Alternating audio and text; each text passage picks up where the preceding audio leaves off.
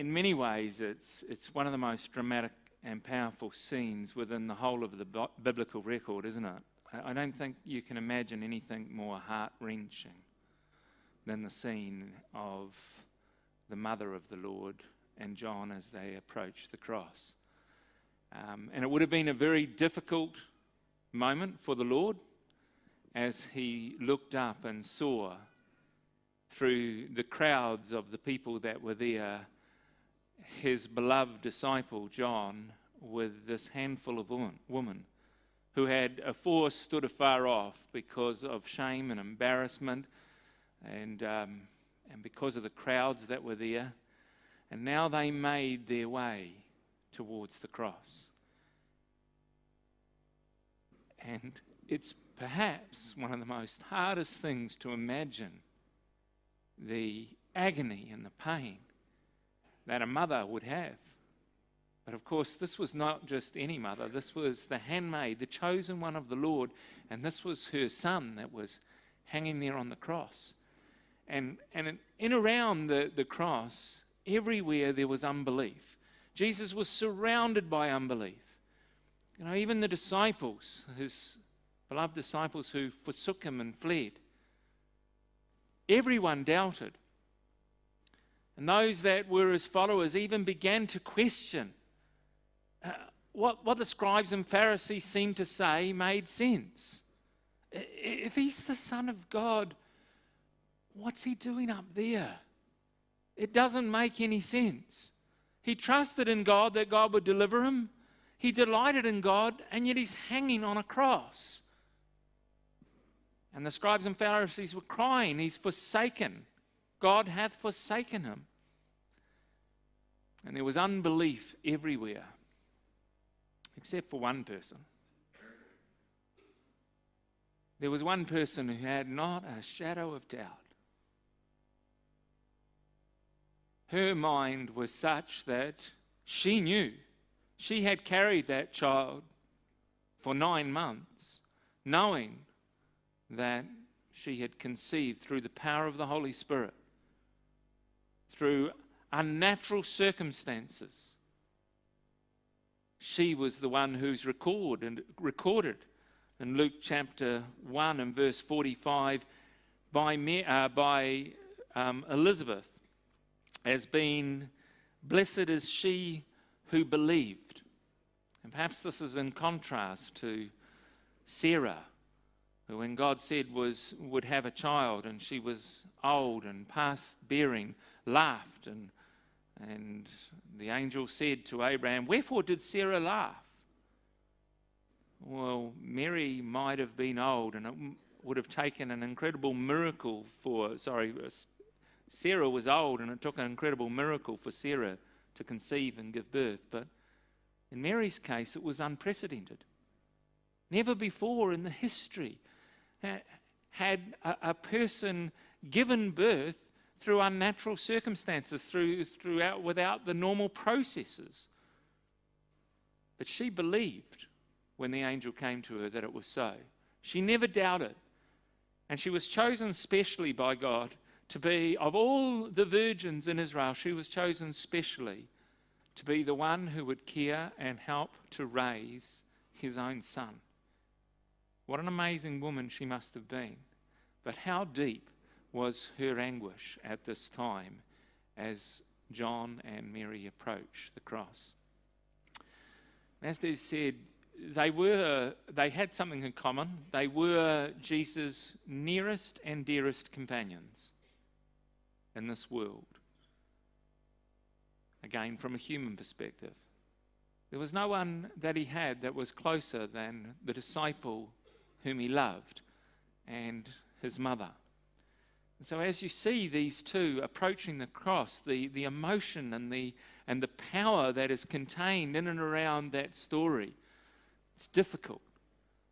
It's difficult to visualize what Mary must have been going through. And as Jesus watched and as they approached through these crowds, I can just imagine John with his arm just like this in this picture, having to support Mary.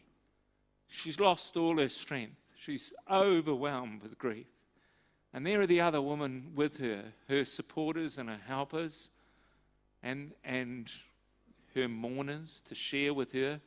Mary Magdalene, who would have just been completely beside herself, emotionally wrung out with grief as they overcame their fear to come to the cross.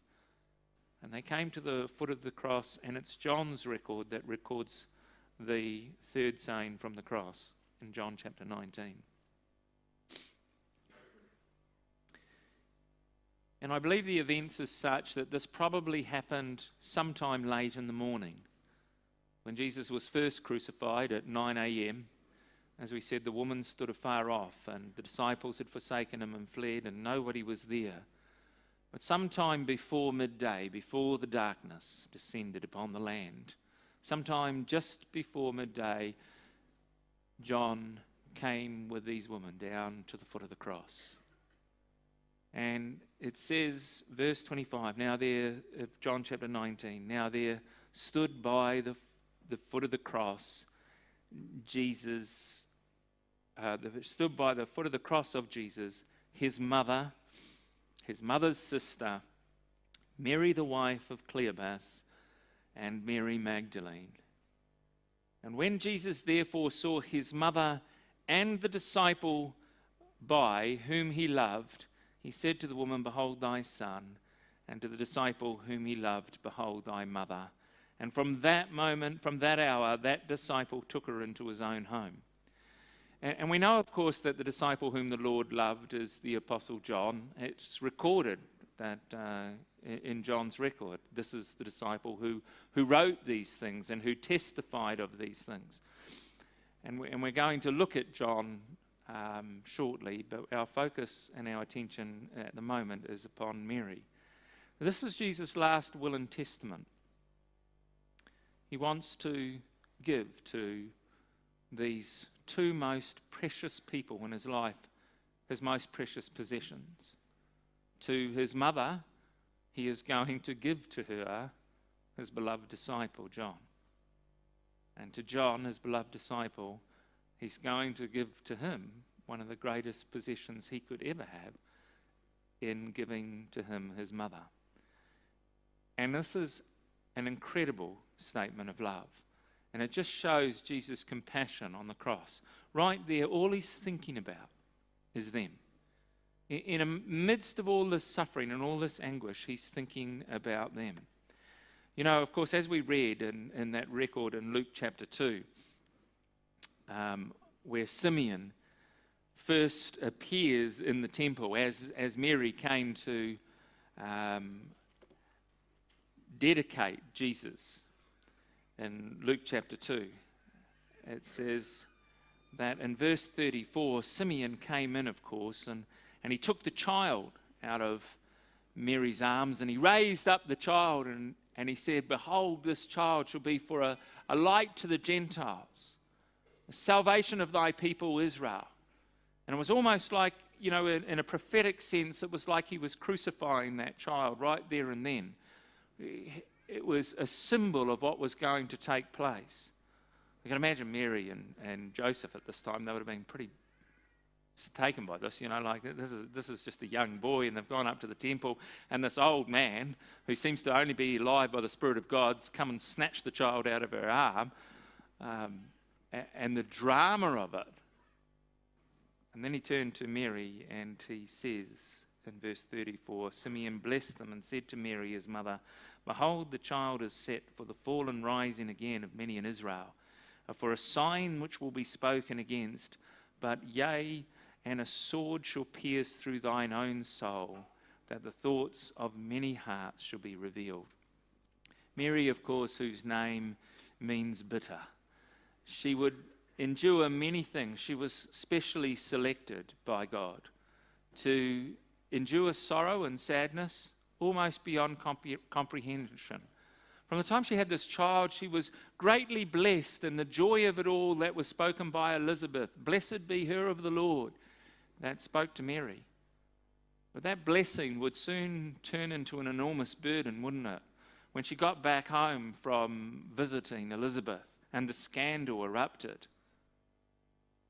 Wouldn't have taken long for the shame and the scandal in and around how she came to be with child before she was married, and that she had been down visiting her cousin. And, the Jews picked that up and said to Jesus, "Sayest we not well that thou art a Samaritan?" Implicating that Mary had to pass through Samaria, and that maybe, the father was one of these filthy Samaritans whom they despised and hated, because Jesus seemed to have a love for the Samaritans. So they made this suggestion. And Mary definitely endured a difficult life. And we're first introduced to Mary in this interesting chronology. You know what they say when you do overheads is never put too many words on the screen. There's a good slide for you. That's the whole of the genealogy there in Matthew chapter 1. And we're first introduced to Mary in Matthew chapter 1 and verse 16, where, if you can read that, Jacob begat Joseph, the husband of Mary, of whom was born Jesus. So that's our first introduction into the record of Mary. And she's in a chronology, which is unusual in itself, to find a woman in a chronology. But she's not alone, is she? She's numbered amongst a number in this chronology. There is, of course, Tamar, Rahab, Ruth, Beth Sheba, and Mary, in amongst a chronology with 4 other women. And these 4 other women all are there in and around their relationship to the genealogy that is the line of the promised seed. They all sit in the line of the promised seed, the one that would come, that would be the seed of the woman to crush the head of the serpent. And all of these women are introduced into the chronology. And they all have something pretty interesting in common. One might say we find them, or we discover them in the record, in suspicious circumstances, don't we? Tamar was a widow who suffered widowhood, and we discover in the record that she dresses up like a harlot. There is an accusation which is made against her, and a threat of her existence, a threat of extinction that is upon her and her line. There is, of course, Rahab, who was a harlot, a past life as a harlot in Jericho. Again, there is the threat of extinction to her and her family and her household when she's introduced into the record. There is Ruth, of course, the Moabitess, who again has the threat of extinction after the loss of her husband.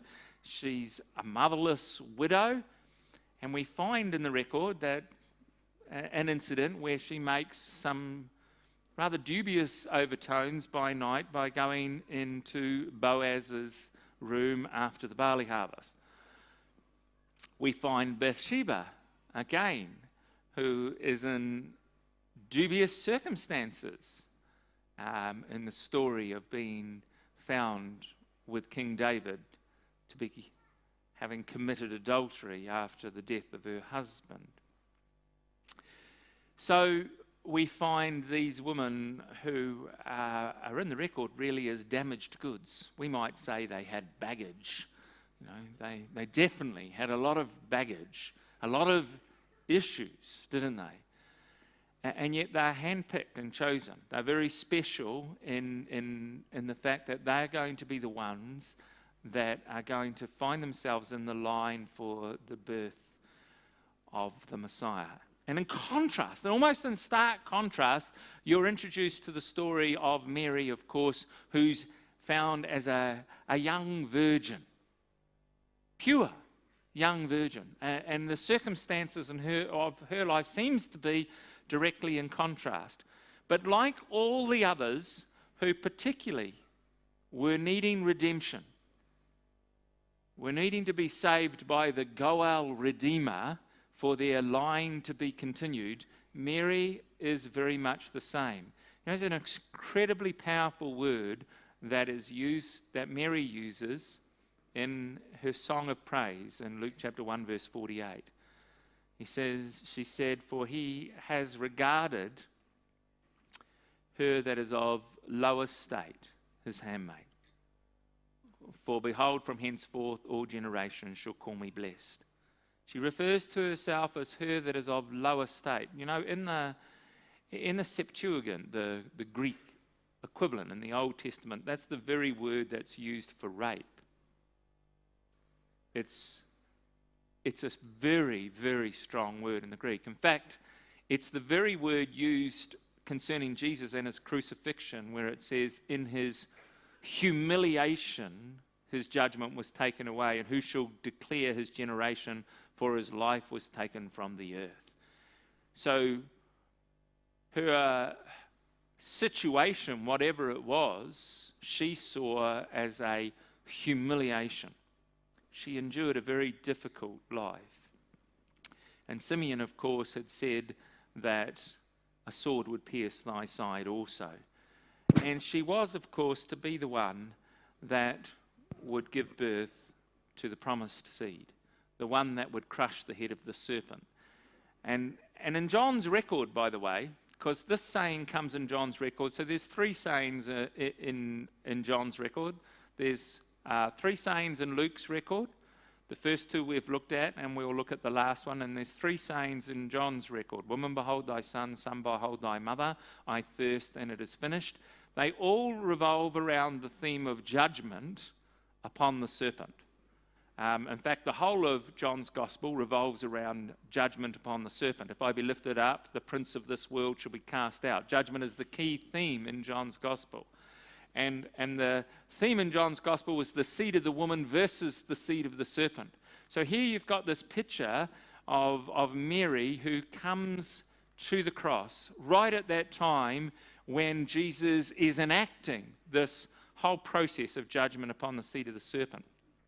And in John's gospel, it's really interesting that John focuses on a number of women that are in desperate need of redemption to take away their shame. And we find in John chapter 4, there is the woman of Samaria, isn't it? And she was a woman who's directly contrasted to Nicodemus. You know, Nicodemus is the great ruler, the teacher of the law who came to Jesus by night. She's the woman that comes to Jesus in the middle of the day, or meets Jesus at least in the middle of the day. But of course, she has some really dubious circumstances in her background. She has 5 husbands, has had 5 husbands, and the man she was with was not her husband, Jesus said in John chapter 4. Not quite sure how we would go in terms of fellowshipping this particular woman in our ecclesias. We struggle, wouldn't we? A woman that had 5 husbands and was currently in a de facto relationship, that would be a challenge. We might really say she has a lot of baggage. We find the woman in John chapter 8 who's caught in the very act of adultery. We find Martha, whose brother has died and she is completely in distress over the loss of Lazarus. We find Mary, the sister of Martha, who anoints Jesus in John chapter 12 and wipes his feet with her hair, and Judas comes around and says, why wasn't this ointment sold and given to the poor? What a waste.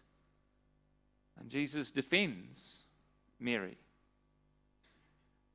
He defends the woman of Samaria. He defends the woman caught in the act of adultery. He defends Martha. He defends the sister of Martha. Then there's Mary, the mother of Jesus, which we are looking at right now, who's enduring the loss of a child. There was also Mary in John chapter 2. Then there's Mary Magdalene in John chapter 20, who Jesus personally deals with when she is inconsolable with grief. We're going to come back and look at her in this study when we look at John just for a moment. 6 women are highlighted in John's record, but I think there's a 7th one, and we're going to look at it in our last study. John actually paints the picture of the bride as well, both in John chapter 2, but particularly in John chapter 19. And there is a 7th woman that's mentioned in John, or referred to in John, and it's the bride of Christ that has been formed through the side of Jesus. And so you get this quote in Isaiah chapter 4, and in that day 7 women shall take hold of one man, saying, we will eat our own bread and we will wear our own apparel. Only let us be called by thy name, that you might take away our reproach. There are 7 women in John's gospel whom Jesus takes away their reproach. And Mary is one of them. Of course, it was said of Mary that to the woman he said, I will greatly multiply thy pain in childbirth. Simeon said, a sword shall pierce thy side. There were a number of occasions in Mary's life when that happened, didn't it? Luke chapter 2, when his parents saw that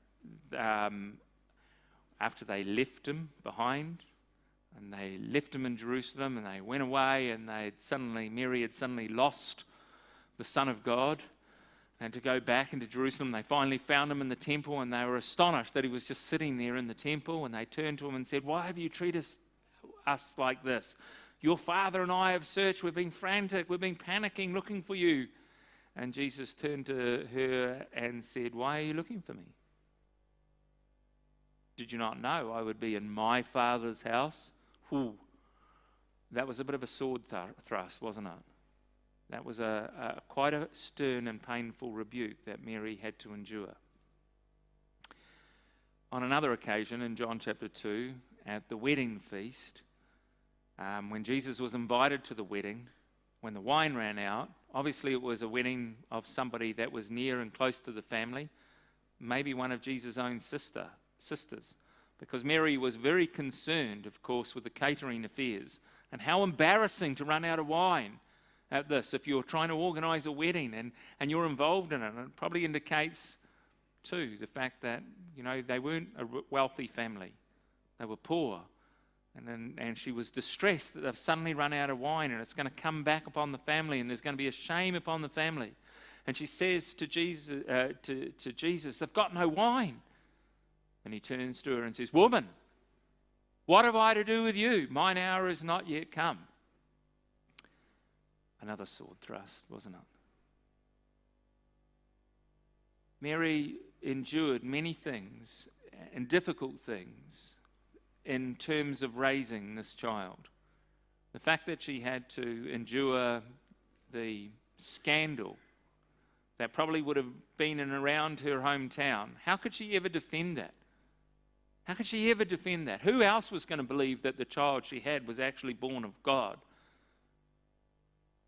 So she would have lived with this scandal all her life. And now she's struggling with understanding this child.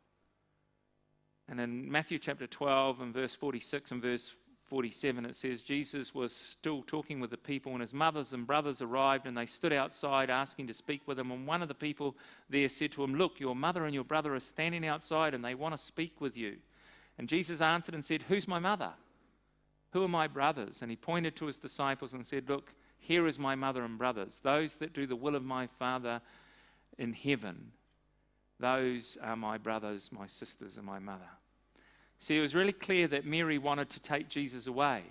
She was concerned with his welfare. She was concerned that, he's just under a lot of stress. He's put himself offside with the Jewish leaders. And so she had come that she might just take him away.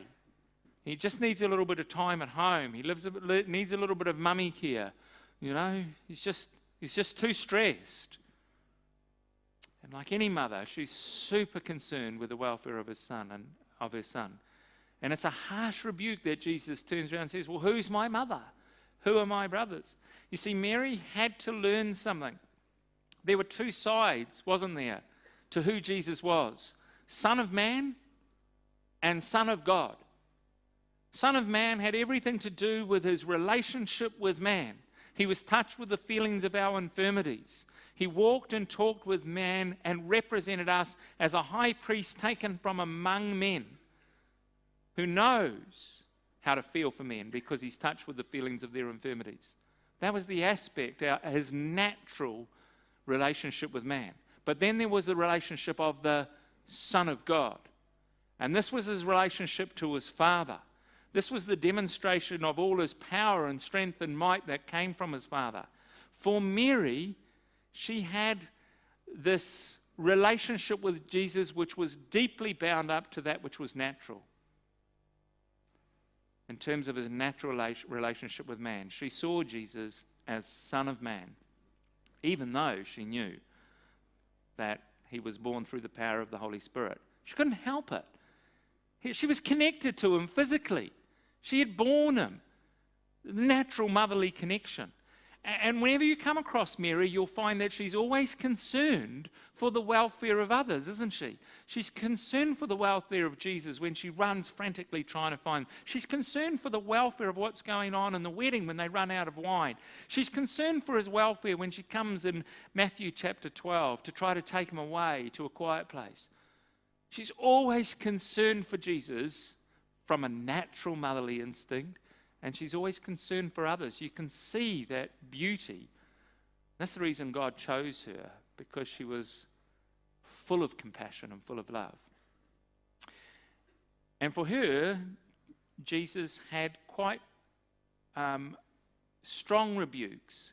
And she is mentioned as woman in John's Gospel on 2 occasions. The one at the wedding feast where he says, "Woman, what have I to do with thee?" And now the one in John chapter 19. And here's the point, I think. There's been a lot of talk about why Jesus refers to her as woman, because he wanted to make sure that she, saw that her relationship as his mother was now passing, and that she now had to see him as a rabbi, a teacher. She now had to see him in the relationship as the Son of God, and that's true. But more than that, John's Gospel, I believe, is emphasizing over and over again that he is the seed of the woman. That's the point. And the seed of the woman was going to come and deal a crushing blow to the seed of the serpent. And that's why he refers to her twice in John's Gospel, because it's judgment upon the seed of the serpent. And so in John's record here, and here's our little connection back to the story of Genesis 3:15. In John 19, "Woman, behold thy son, son, behold thy mother." What he did was he appointed to Mary, John, to take his place to care for his mother. He appointed a son in place of himself. Now, where have you heard that done before? Genesis 4 verse 25. Adam knew his wife, and she bare a son and called his name Seth. "For God hath appointed me another offspring instead of Abel, whom Cain slew." Here was Jesus being crucified on the cross. He was suffering the bruise in the heel from the serpent, and he was being killed. And so Jesus from the cross is appointing to his mother a son in place of himself. "Woman, behold thy son, son, behold thy mother." Now, in contrast to Mary and her character, which saw Jesus from this natural side, from his connection to man, and her natural love as a mother, John, on the other hand, was a disciple who saw Jesus as his connection to God. He saw Jesus as Son of God. He saw Jesus as the one with power and might directly from God. Because that's what John's character was all about, wasn't it? Remember John, when Jesus nicknamed him, what did he say? James and John, sons of Zebedee, he surnamed the sons of thunder. These two boys, James and John, he nicknamed Boanerges or Ben Regaz. Boa is the same Greek derivative of the Hebrew word Ben. So that's where you get Boa from. And Erges is where we get the idea of energy in the Greek. Sons of energy. Sons of Regaz, it literally is. And this word that's used, Regaz, sons of Regaz, it means to quiver with violent emotion. You know, seen people like that before?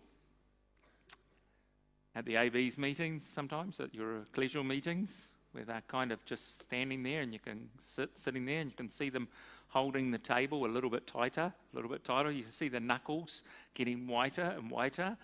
And you can start seeing the pulsing in the veins when an issue's coming. And you know it's going to happen. It's just always going to happen. Because there's some people that just wind up like a dynamo.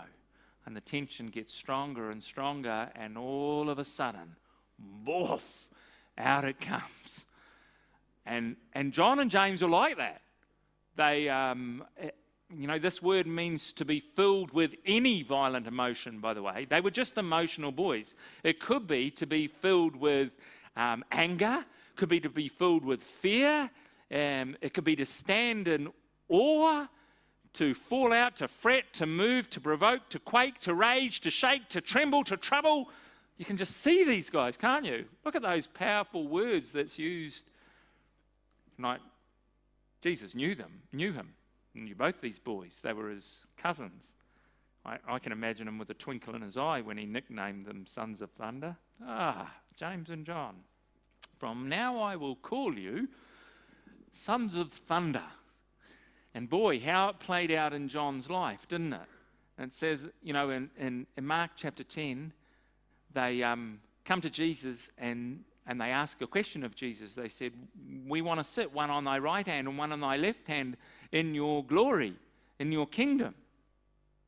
It's just a small request. We don't want much. It's kind of neat the way they come to Jesus, isn't it? We would ask of thee one question, and whatever we ask, will you give it? My kids used to do that. Your kids do that? Mom, will you give me whatever I ask? Please, I love you. So these two boys are doing exactly that. Lord, would you give us whatever we want? And again, I can imagine Jesus smiling and say, well, that just depends. And they said, well, it's not a big request. We just want to be the, two most important people in the world next to you in your kingdom. It's not really much to ask, is it? And Jesus turns around to them, and it's really interesting, isn't it? They wanted to stand one on the left hand and one on the right hand of Jesus in his glory. And he turns around and says, well, that depends. Are you prepared to drink of the cup that I drink of? You know what that cup was, wasn't it? In the garden. Lord, if thou be willing, let this cup pass from me. Are you prepared to be baptized with the baptism that I'm baptized? He was speaking of his crucifixion. And when he was lifted up, he said in John chapter 12, Lord, glorify, Father, glorify thy Son. And a voice came from heaven and said, I have both glorified it and will glorify it again. And as he was lifted up in glory.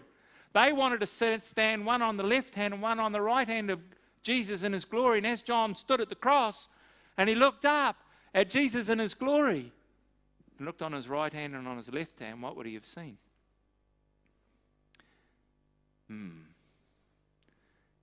That was a powerful lesson that John had to learn. Do you know, when he asked this question, of course, the other disciples were indignant because John went about doing these things and he was oblivious to the effect that would have on the other 10. It says the other disciples were angry that John and James should ask such a request, and rightly so, because they were quite determined in their character. But you can see how John was focused on Jesus and his glory, his relationship with God, with Jesus in power, so much so that he was oblivious to the other disciples. He was not caring for the other disciples. Total contrast to Mary, wasn't it? So in Luke chapter 9, it says, after there was an argument, by the way, there was an argument on the way over who was going to be the greatest, and Jesus had to take them aside and give them this little lesson on how they had to become like little children. So in Luke chapter 9, John comes to him and says, Master, we saw one casting out devils in thy name, and we stopped him, we forbade him. The word in the Greek means to stop, literally, physically, by force. We stopped him. Won't do that again. They made sure they stopped him. And Jesus said to him, well, forbid him not, for he that is not against us is for us, is with us. And John had to suffer that rebuke again from the Lord because he was so passionate in his protection for Jesus that anybody that was out there speaking about Jesus that didn't fit into his box, as far as he was concerned, was outside, and he was going to make sure they stopped. And then, of course, there is one of the more powerful incidents in Luke chapter 54, which we are very familiar with, aren't we? So Luke chapter 9, verse 54, when Jesus goes through the Samaria and the Samaritans snub Jesus, and the Samaritans noticed that Jesus wasn't going to stop there. James and John, they turned around and said, Lord, how about we bring fire to come down from heaven and consume them, even like Elijah did? And you can see how they just wanted to nuke them, to burn them. And Jesus had to rebuke John on that occasion as well. Jesus had to teach John some powerful lessons, just like he had to teach his mother some powerful lessons. And they were going to learn that at the cross. See, Mary had to see Jesus as rabbi. She had to see him as the teacher. Her relationship, her natural relationship, was now gone, and she had to become a disciple. She was outside the realm of his disciples all the way through the Gospels. It's not till we get to Acts that we find Mary inside the realm of the disciples. And it's John that's going to bring Mary close. And Jesus can see that straight away. He can see the man that will bring his mother inside the realm of discipleship is John. But John needed to learn something from Mary, didn't he? Because John was all about seeing power and might in Jesus and the glory of the kingdom, so much so that he was oblivious to the needs of his brothers and sisters. Pure religion and undefiled is to visit the fatherless and the widow in their affliction, and to keep himself unspotted from the world. Pure religion is seen in the example, of course, of the Good Samaritan. It's able to identify with people's sufferings. And pure religion does not allow room for personal fear, for discrimination, for environmental hardships, to restrict the administration of love. And John had to learn that. It was something which he was really challenged with. And Mary was going to help him do that. You know, you want to see a really good example of this. Mary had that natural ability that a mother has to be able to demonstrate and show true empathy. There's a really big difference between empathy and sympathy. And it's demonstrated really in the example of Mary and John. John was probably a man that was very good at showing sympathy, like most men are, sadly. Sympathy is feeling for somebody, is the simple idea. Empathy is feeling with somebody. Jesus, it says, was touched with the feelings of our infirmities. He was a high priest that was able to connect to people. He was able to feel with them. He was tried in all points like as we are, yet without sin. Now I'll show you a little example where John really had to learn this lesson in the next chapter in John, because he still hasn't got it. But Peter and John, of course, both had to learn this lesson. John chapter 20. See, Peter and John had this argument continuously over who was going to be the greatest. That's who the argument was always about, by the way, between Peter and John. The disciples never had any doubt of who the top three disciples were, because Jesus took Peter, James, and John with him on several occasions up to the Mount of Transfiguration. So all the other disciples never disagreed that Peter, James, and John in Jesus' position were, the most important, top ranking, because Jesus treated them with such privilege. So when it says there was an argument amongst the disciples who was going to be the greatest, where was that argument? Clearly between Peter and John. So when you get to John chapter 20 and you've got this little race going on, this is beautiful of John, isn't it? Why does he tell us about this little race? He's giving us a little insight into the competitive spirit. You know, fire and rage. That's John. Son of thunder. You'll never beat him in a race, no matter how fast your legs are, if he's passionate about getting there for whatever reason, because he has enormous amounts of energy. And in verse 2 it says, when Mary came to the sepulchre, she ran in and saw the sepulchre was empty, and she came running to tell Peter and John. And it says, they went forth, verse 3, and the other disciple came to the sepulchre. They ran both together. The other disciple did outrun Jesus, and outran Peter, and came first to the sepulchre. So they went in, and they looked into the sepulchre, and then they went away from there. Now there's something really interesting going on in the background here, and it's the story of Mary Magdalene. You know, when you look at Mary Magdalene, I just want to give you the one example when you look at the verse we just looked at in John chapter 19. John chapter 19, verse 25. There stood by the foot of the cross Jesus, his mother's sister, Mary, the wife of Cleopas, and Mary Magdalene. You know what's unique about that verse? Is Mary Magdalene is not connected to anybody. See how it says that? Mary, the mother of Jesus, his mother's sister. It's all about personal family relationships. Mary, the wife of Cleopas, and Mary, mother, daughter, sister. No, Mary Magdalene. All she was ever known as was Mary of Magdala. You know why? She had nobody. Now, it's a study all on in itself, but I believe Mary Magdalene had nobody. She had no family background. She's always known as Mary Magdalene. And so when she was healed of her 7 demons and she dedicated her life to the Lord, he was everything to her because she had nobody else. So here's this interesting thing. After the death of Jesus, she's just lost the only person she has that she could truly call family. And so now she tries to make connection with Peter and John. She runs to Peter and John to tell them that she's been to the sepulchre and the tomb's empty. Peter and John come back, and Mary is totally beside herself. In verse 11 and verse 13 and in verse 15, you'll see Mary weeping. 3 times the record says she's weeping. So much so that she's oblivious to everything that's going on around her. She is completely broken. She is so distraught, she's probably slipping back into her mental relapse, back to her state of having 7 devils. Peter and John come running to the sepulchre. Mary finally makes her way down there because Peter and John ran very fast.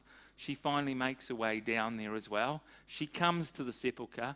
They go in there a look, and it says in verse 8, then went in the other disciple, which came first to the sepulchre, saw and believed, for as yet they knew not the scripture that he must again rise from the dead. Then the disciples went again unto their own home. But, that's such a powerful word here. But Mary stood without weeping. See what's happened? They went to their own home, but Mary stood without. They left her there. They left her there.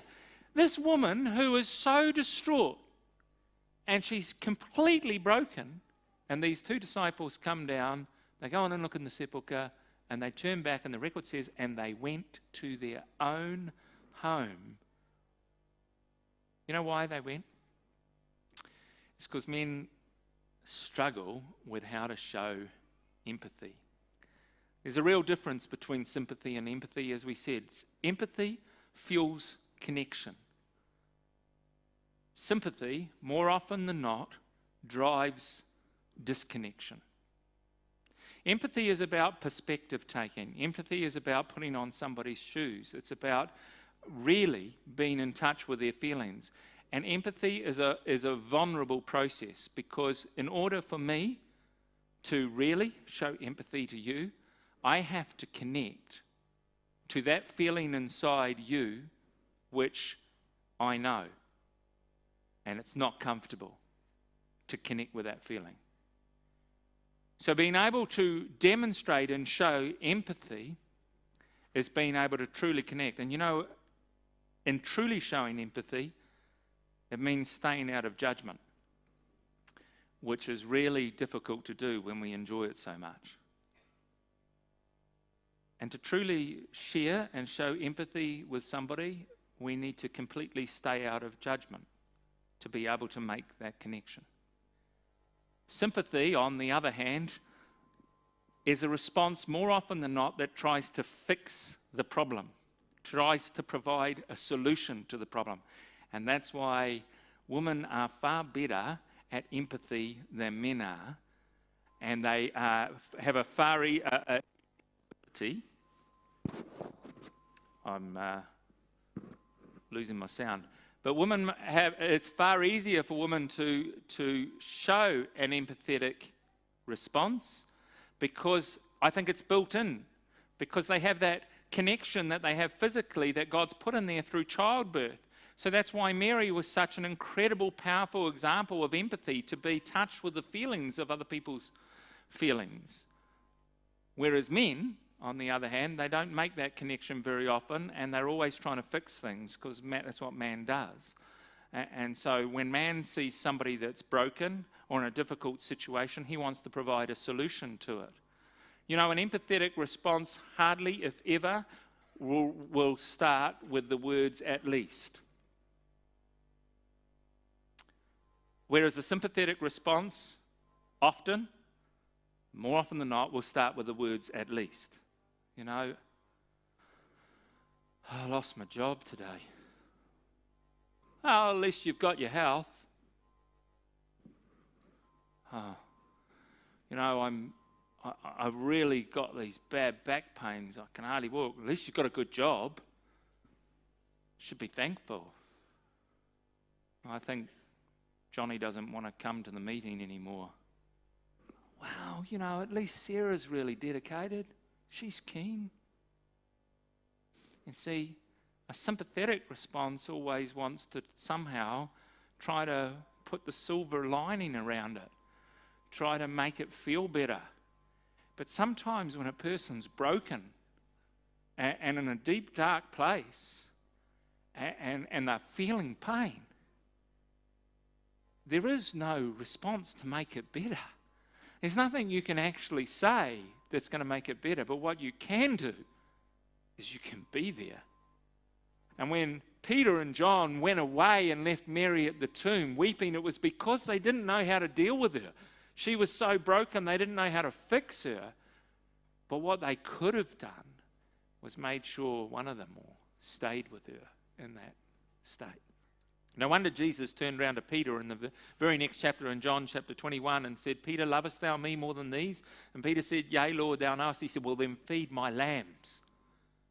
Mary was one of his lambs. She was the least of these, his brethren. And they had just left her there. And so 3 times Jesus had to say, well, if you love me, then you show it by feeding my lambs. And Jesus' third saying from the cross is such a powerful statement of love. It encapsulates these two people. But encapsulates Jesus' love for his mother and Jesus' love for this disciple whom he loved.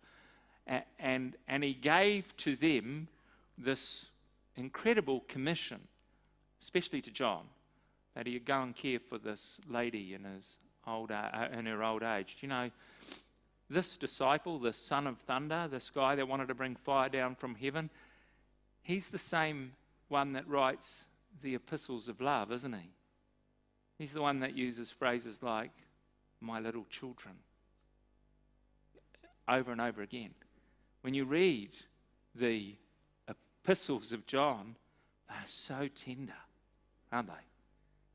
You can't imagine them being written by Boanerges. You can't imagine being written by a man who wants to bring fire down from heaven. Somehow this man has become incredibly empathetic. And there's all these family terms that he uses, fathers and mothers and my little children, and the theme of love that comes out of it. How did he learn that? Where did he get that from? How did he change so much?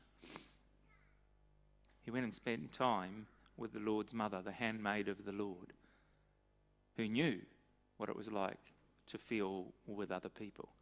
May it be, brothers and sisters, we can take that third saying into our own life and see how we might be able to share and communicate one with another and see the two sides of the character of the Son of God and Son of Man.